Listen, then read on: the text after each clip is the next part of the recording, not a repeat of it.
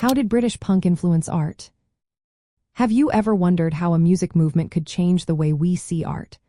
The British punk scene, which emerged in the mid-1970s, did just that.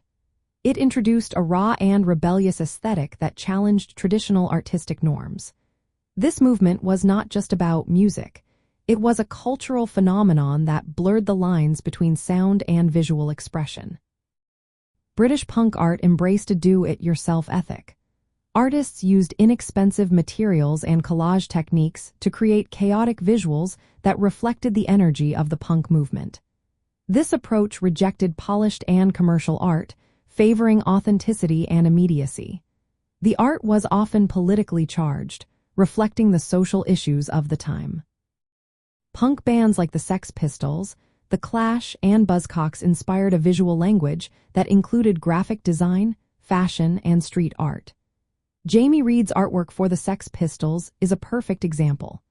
He used ransom note typography and provocative imagery to express punk's confrontational attitude. This kind of visual art was a direct extension of the music, making the message even more powerful. The economic and social context of the time played a big role in this artistic rebellion. Youth unemployment and dissatisfaction with societal structures fueled a sense of defiance among musicians and artists. They shared a common ethos that translated into art that was raw and direct. Punk art drew influences from earlier movements like Dadaism and Futurism, but it made these ideas more accessible through its connection to music and youth culture. Fashion was also a key element of this movement. Designers like Vivienne Westwood and Malcolm McLaren created radical clothing styles that became part of punk's visual identity. This fashion was a form of wearable art, breaking down conventional dress codes and making bold political statements.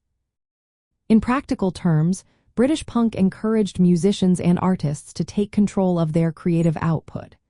They produced their own records, flyers, zines, and merchandise.